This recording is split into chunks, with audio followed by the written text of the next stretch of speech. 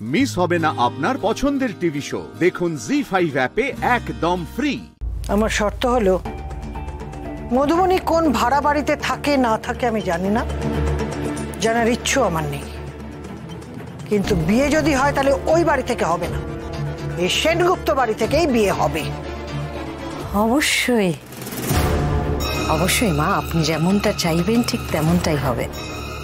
আমি একটা কাজ করছি, আমি আজকে সন্ধ্যেবেলায় যাচ্ছি তত্ত্ব নিয়ে, তখন সবকিছু ভালো করে বুঝিয়ে দিয়ে আসবো ওদের। ছোট বৌমাকেও সঙ্গে নিয়ে যাবে। আর এ বাড়ির নিয়ম কানুন মন্ত্র পড়ার মতন ওর কানে দিয়ে আসবে। এ বাড়িতে এলে আমি যেন কোনো বাচাল কিছু না দেখতে পাই। আর মা, হ্যাঁ মা, যে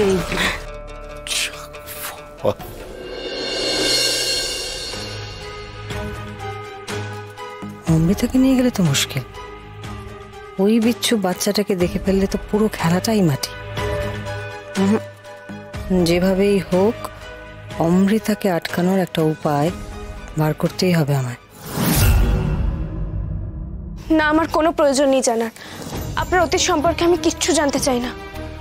না মধুবনী, তা হয় না। আপনি না জেনে আমাকে বিয়ে করবেন কি করে? তাহলে এথিক্যালি রং। অবশ্য আমার বলতে কোনো অসুবিধা নেই।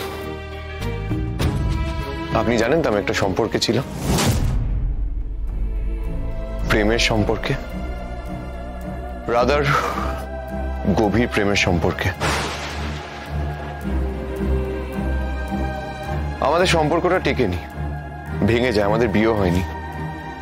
কিন্তু যতদিন আমি ওই সম্পর্কে ছিলাম আমি ততদিন তাকে আমার থেকেও বেশি ভালোবেসেছি, নিজেকে ভুলে তাকে ভালোবেসেছি।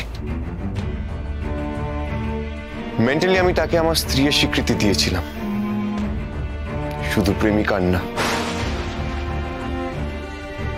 আমি এসব কিচ্ছু শুনতে চাই না, আমার কোনো দরকার নেই এসব শোনার। মধুবনী, আমারও আপনার অতীত শোনার কোনো ইচ্ছা নেই।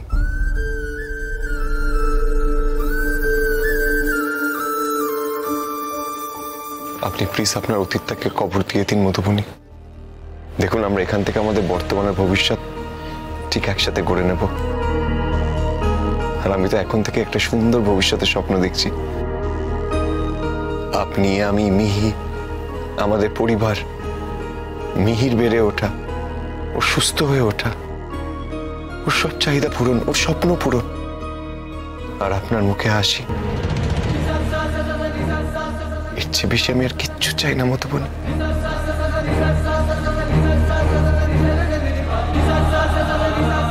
আমার অর্থ, সম্পদ, বিলাসিতা সব খেলে যাক,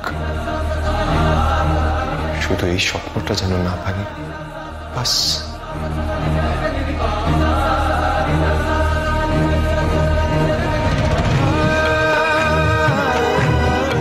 কিচ্ছু চাই না।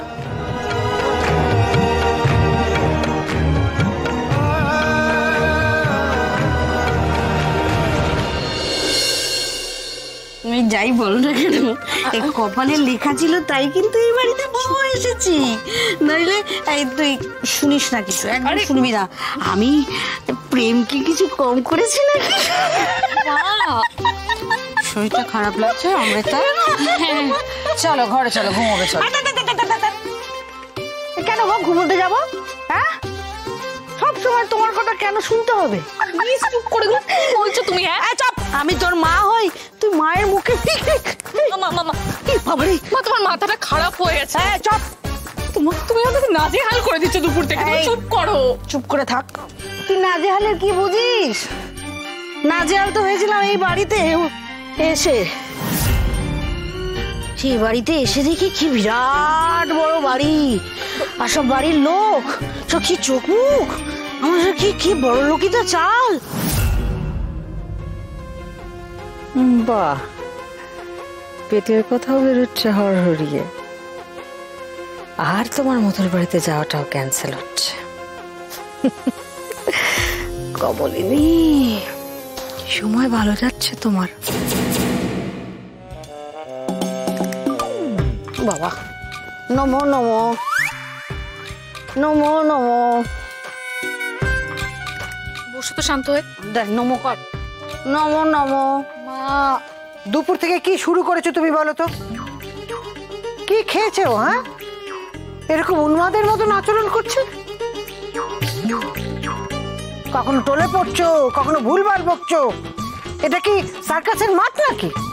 একটু পরেই তো যেতে হবে। নম নম।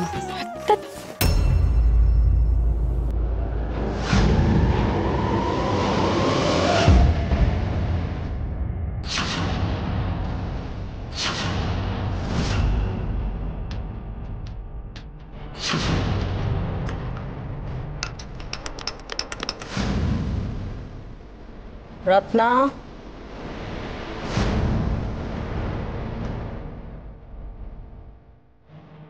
অমৃতাকে দিয়ে এসো এটা।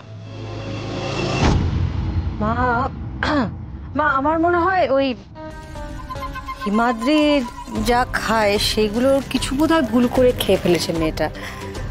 আমি একটা অন্য কথা ভাবছি যে আমাদের তো তত্ত্ব নিয়ে যাওয়ার কথা এখন, কিন্তু মেয়েটাকে নিয়ে কি করে যাই বলুন দেখি।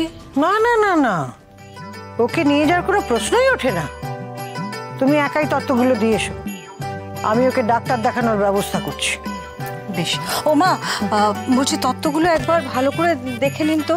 আমি তত্ত্ব দেখবো না ছোট বৌমাকে ডাক্তার দেখানোর ব্যবস্থা করব? আমার ডাক্তারটা দেখান মা। আমার ডাক্তারটা দেখ। আসছি। সেকেন্ড। আপনি?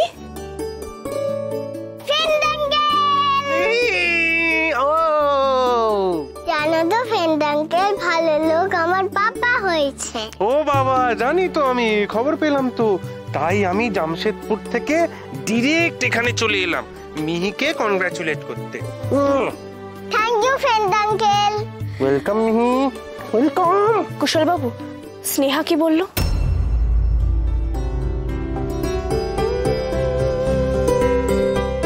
স্নেহা নিজে রাজি হলেও ওর বাবা মা রাজি নয়।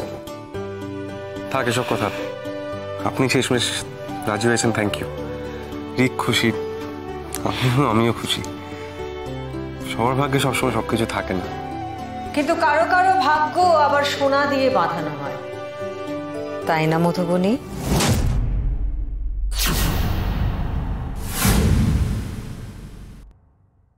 আপনি কার ভাগ্যের কথা বললেন? পাবলো, আমাদের পাবলো তোমাকে পেলো, মিহিকে পেলো। কত ভাগ্য বলো তোর। আমি তো ফোনে কথাটা শুনে আর কিছুতেই নিজেকে স্থির রাখতে পারলাম না। তোমাদের বিয়ে হচ্ছে, ছুটতে চলে এসেছি। 1 মিনিট রত্না, ড্রাইভার এসো, রেখে দাও ওখানে।